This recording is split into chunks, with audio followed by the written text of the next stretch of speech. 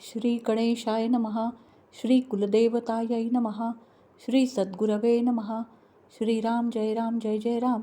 अध्यात्म रामायण युद्धकांड अष्टमहा सर्ग. श्री महादेव म्हणाले, कुंभकर्णाचे भाषण ऐकून रावणाने भुवया चढविल्या. त्याचे मुख भयंकर दिसू लागले. हा आसनावरून उडी टाकतो की काय असा सर्वांना भास झाला. तो बोलला, तू थोर बुद्धिमान आहेस, ह्यासाठी मला काही उपदेश करावास म्हणून मी तुला बोलावून आणले नाही. तुला रुचत असेल तर मी जे केले आहे ते मान्य करून युद्ध कर, आणि असे नसेल तर जा झोप घ्यायला. आता तुला झोपेची बाधा होत असेल. रावणाचे बोलणे ऐकून त्या महाबलवान कुंभकर्णाला हा रुष्ट झाला आहे असे कळून आले. रावणाच्या रोषभयाने तो लागलीच युद्धाला निघाला. त्याचे शरीर महापर्वताकार होते. वानरांस भिववीत नगराचा कोट ओलांडून तो लगेच बाहेर आला आणि समुद्रातून प्रतिध्वनी उठेल अशी मोठी गर्जना त्याने केली. क्रोधाने दोन्ही हातांनी वानरांस धरावे व खाऊन टाकावे असा तो त्यांस त्रास देऊ लागला. तो कुंभकर्ण पंखयुक्त पर्वतासारखा दिसत असे. त्यास पाहून हा मृत्यूच आला का काय असे वाटून ते सर्व वानर पळू लागले. मुदगर हातात घेऊन तो महाबलवान कुंभकर्ण वानर सैन्यात फिरत असे. कित्येक वानरांना त्रासवून सोडावे, आसपास सापडतील त्यांस खाऊन टाकावे, कित्येकांचे मुदगराने चूर्ण करावे, तर कित्येकांना अनेक प्रकारी बुक्क्यांनी आणि लाथांनी मारावे असा त्याचा क्रम होता. असा तो कुंभकर्ण त्याच वेळी हातात गदा घेऊन तेथे आलेल्या बिभीषणाच्या नजरेस पडला. त्या बुद्धिमान बिभीषणाने वडील बंधूच्या पायावर लोटांगण घातले. तो म्हणाला, मी बिभीषण तुझा बंधू आहे. महामते, मजवर दया कर. बंधो, रावणाला मी अनेक प्रकारे बोध केला की सीता रामाला अर्पण कर. राम हा साक्षात जनार्दन परमेश्वर आहे, परंतु माझे त्याने ऐकले नाही. मला मारण्याकरता तलवार उपसून तो बोलला. तुझा धिक्कार असो, तू जा, असे बोलून पापी राक्षस मंडळीत बसलेल्या रावणाने मला लाथ मारली. तेव्हा माझ्या 4 मंत्रांसह मी रामाला शरण आलो. ते ऐकून कुंभकर्णाला आपला बंधू बिभीषण आला असल्याचे समजले.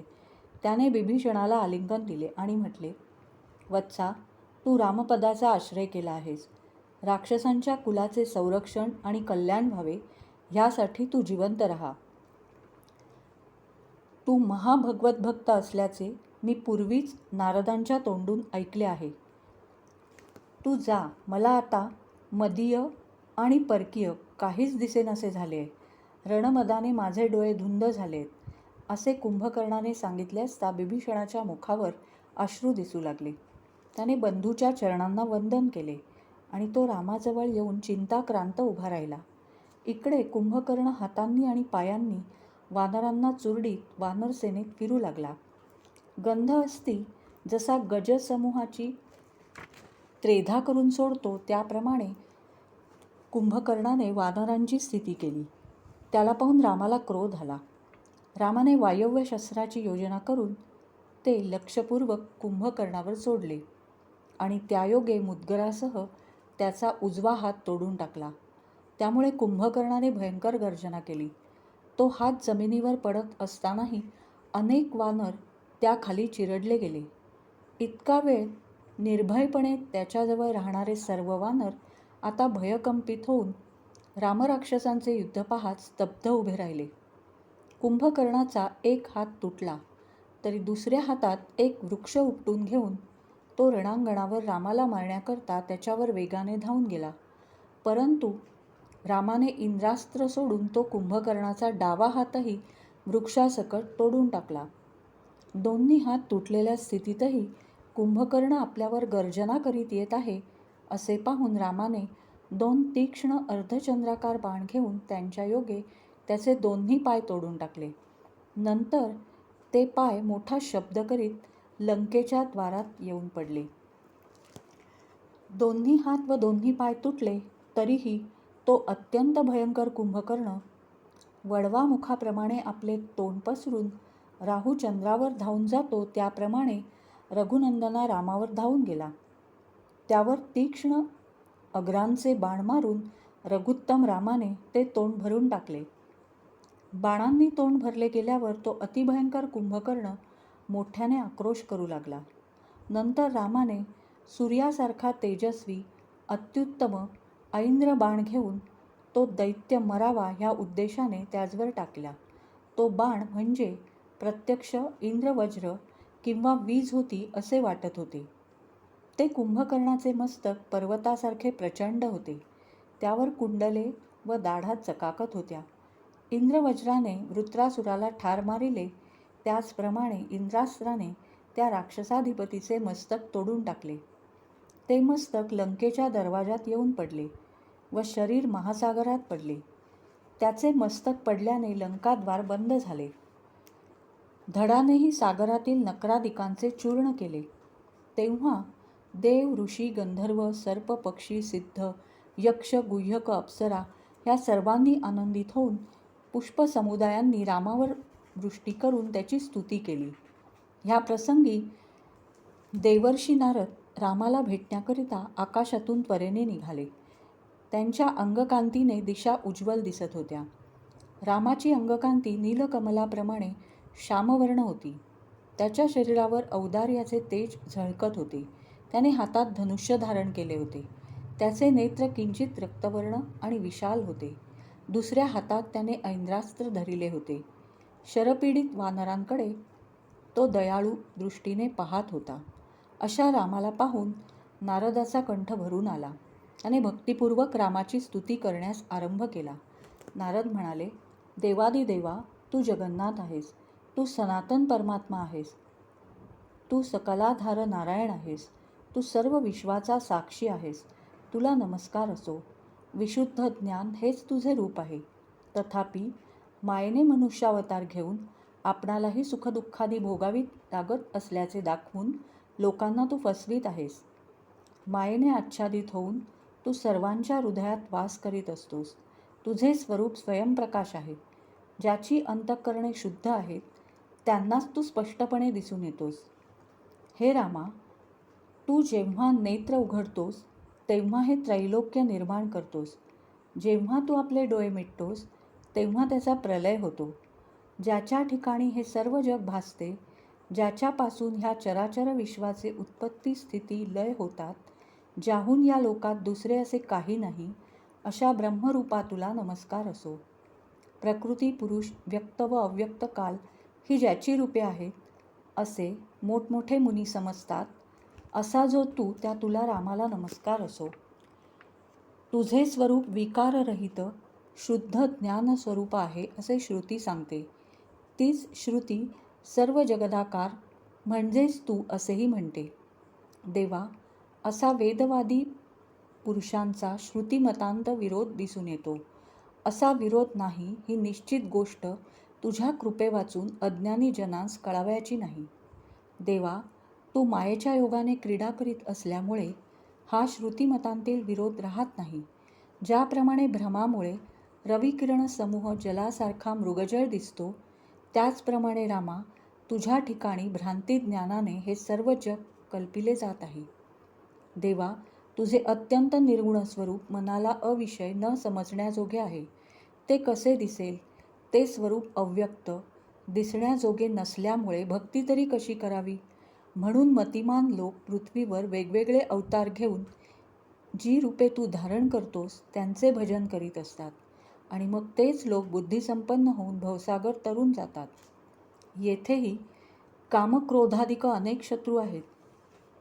हे मांजरे उंदरांना भिववितात, त्याचप्रमाणे मनाला नित्य भिववितात.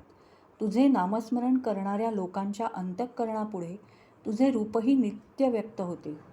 रामा, जे लोक तुझी पूजा करण्यात तत्पर असतात, तुझे चरितामृत सेवन करण्यात उत्कंठित असतात आणि तुझ्या भक्तांची संगती धरितात, त्यांना संसार म्हणजे गोष्पदासारखा वाटू लागतो.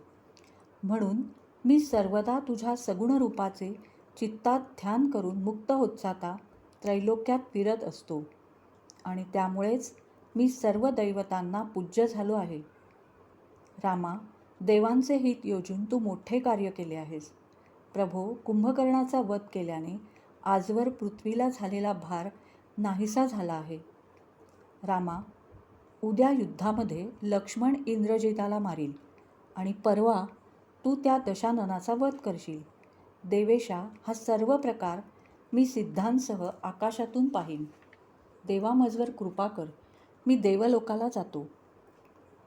असे बोलून देवांनाही पूज्य अशा त्या भगवान नारद ऋषींनी रामाचा निरोप घेतला आणि ते निष्पाप अशा ब्रह्मलोकी गेले. आपला महाबलिष्ठ बंधू कुंभकर्ण रामाने अनायासे मारला ही गोष्ट ऐकून रावण शोकसंतप्त झाला. मूर्छा येऊन तो जमिनीवर पडला. नंतर शुद्धीवर येऊन त्याने नाना प्रकारे विलाप केला. चुलता मरण पावला आणि पिता अत्यंत व्याकुळ आहे हे ऐकून त्या शोककुलाला पित्याला इंद्रजित म्हणाला, महामते, शोक सोडून द्या. राजेंद्रा, मी महाबलवान मेघनाद जिवंत असता आपल्याला शोक करण्याचे काय कारण? महामते, आपण देवांचाही नाश करणारे आहात. पृथ्वीपते, आपले सर्व दुःख नाहीसे हो, आपण स्वस्थ राहा. मी शत्रूंना मारीन आणि त्यांची आमची स्थिती सारखी करीन. आधी निकुंभिलेला जाऊन अग्नीला प्रसन्न करून घेतो. त्या अग्नीपासून रथादी साहित्य संपादन करतो. असे केल्याने मी शत्रूला अजिंक्य होईन. असे बोलून इंद्रजित त्या निर्देश केलेल्या निकुंभिलेच्या होमस्थली गेला. त्याने तांबडी फुले आणि वस्त्रे धारण केली, रक्तगंधाची उटी अंगाला लावली, मौन व्रत घेतले आणि तेथे हवन करण्यास प्रारंभ केला. इकडे बिभीषणाला इंद्रजिताने आरंभिलेल्या कार्याची वार्ता समजली. तेव्हा त्या दुरात्म्याने आरंभिलेल्या होमाची सर्व कथा त्याने रामाला सांगितली. तो म्हणाला, ह्या दुष्टाने आरंभिलेला होम समाप्तीस जाईल तर रामा, हा मेघनाद देवांना आणि असुरांनाही अजिंक्य होईल. म्हणून मी लवकर ह्या रावणपुत्राचा लक्ष्मणाकडून वध करवितो. बलवंतांमध्ये श्रेष्ठ अशा लक्ष्मणाला माझ्याबरोबर येण्यास आज्ञा दे. तो तुझा कनिष्ठ बंधू इंद्रजिताचा वध करील ह्यात संशय नाही.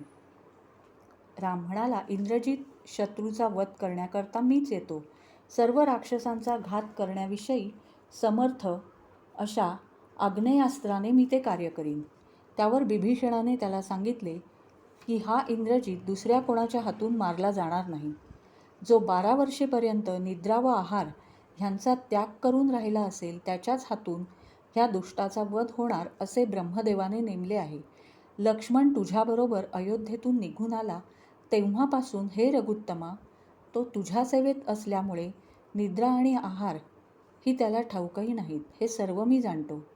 म्हणून देवेशा, लक्ष्मणाला मजबरोबर येण्याची सत्वर आज्ञा द्या.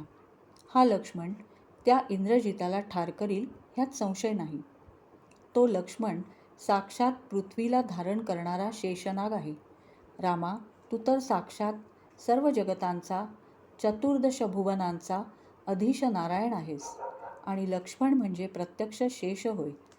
तुम्ही दोघे जगतरूपी नाटकाचे सूत्रधार असून पृथ्वीचा भार निवारण करण्याकरता म्हणूनच पृथ्वीवर अवतरला आहात. युद्धकांडातील 8वा सर्ग समाप्त. श्रीराम जय राम जय जय राम.